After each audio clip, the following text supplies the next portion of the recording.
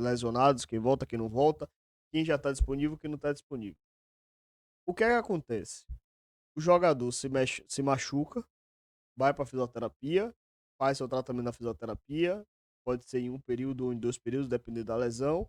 A depender da lesão, ele já pode começar algum trabalho de academia, e aí ele começa a fazer o trabalho de academia. Quando a lesão dele já está cicatrizada, ele já está bem clinicamente, ele começa a fazer algumas atividades mais fortes na academia e depois vai para o campo.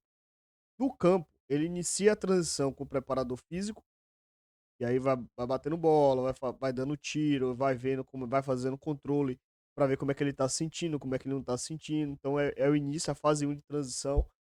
Depois, com o tempo, aí quando ele tá bem na fase 1 de transição, no final da fase 1 para fase 2, ele vai para o participar do aquecimento do elenco.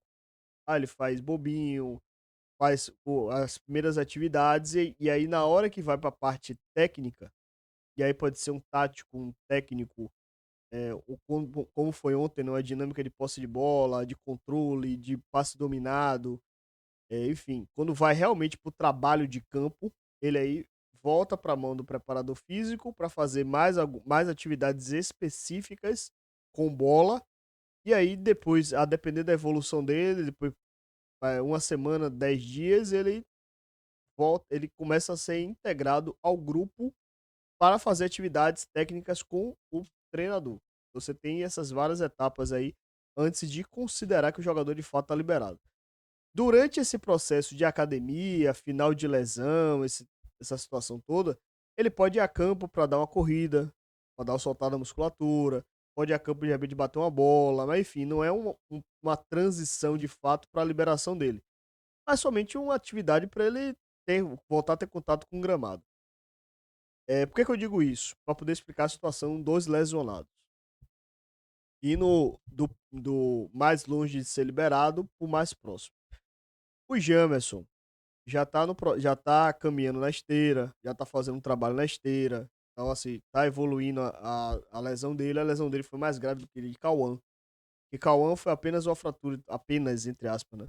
Uma fratura de tornozelo. Já o Jamerson teve a fratura de tornozelo e a questão dos ligamentos. Por isso que a lesão de Jamerson demora um pouquinho mais, mas ele já tá correndo na esteira, já tá fazendo algumas atividades um pouquinho mais aeróbica, né? Então, sim, tá evoluindo, mas tá evoluindo no tempo dele.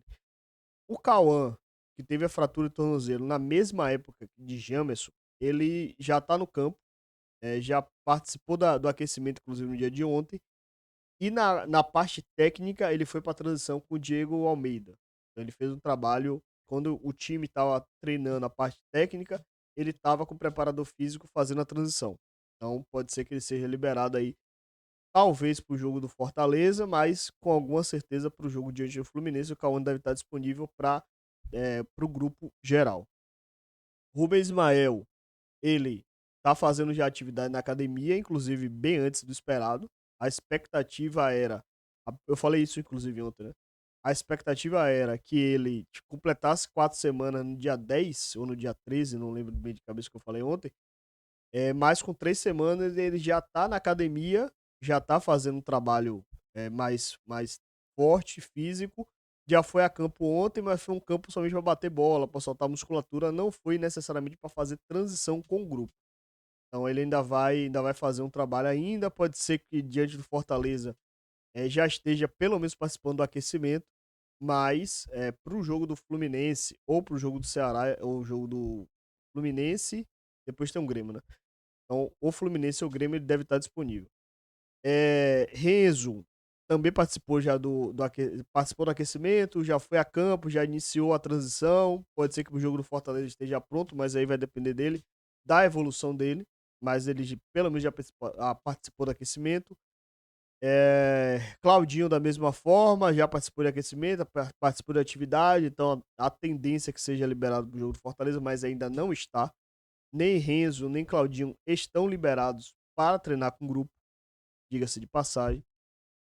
E aí você tem, Romarinho já participou com atividades com o grupo ontem, atividades técnicas, então já está liberado para jogar diante do Fortaleza. Cáceres também já tá liberado. Cáceres que antes do jogo do Atlético já estava na fase de aquecimento, então já tá liberado, vai para o jogo diante do Fortaleza. Então, Romarinho e Cáceres já estão confirmados.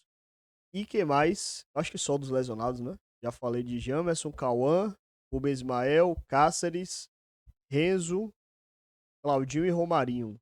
Então é isso. Praticamente o DM vai ficar vazio, né? Vai ficar somente com o Jamerson trabalhando um pouquinho mais. Mas de resto, todo mundo deve ser liberado ou pro jogo do Fortaleza, com certeza pro jogo do Grêmio, e pro jogo do Grêmio sim, com a possibilidade real pro jogo do Fluminense já tá com o DM completamente vazio. E eu tenho que apurar a respeito de Paulo Roberto, que eu não vi. Essa situação de Paulo Roberto que eu acabei esquecendo, mas amanhã eu trago. Mas é isso. Acho que o departamento médico do Vitória esvazia.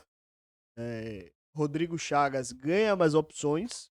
E assim, futebol é coisa, né? Porque o Carille, ele teve pouco tempo de fato, teve alguns jogos, né, com o elenco completo, mas quando tava com o elenco um pouquinho mais completo, ele não tinha tempo para poder treinar. Quando ele teve tempo para treinar, ele perdeu muitos jogadores. Na semana que ele teve mais tempo para treinar, ele perdeu muitos jogadores. E enfim, a gente não sabe, vai ser vai ser algo que nunca a gente vai saber, né? Se ele com o time, com todo mundo pronto, se ele ia ter condição de repente fazer um trabalho melhor. Mas o fato é que Chagas chega depois e vai ter o elenco praticamente completo aí, em termos físicos, né? Então é isso. Esse é o cenário para os lesionados.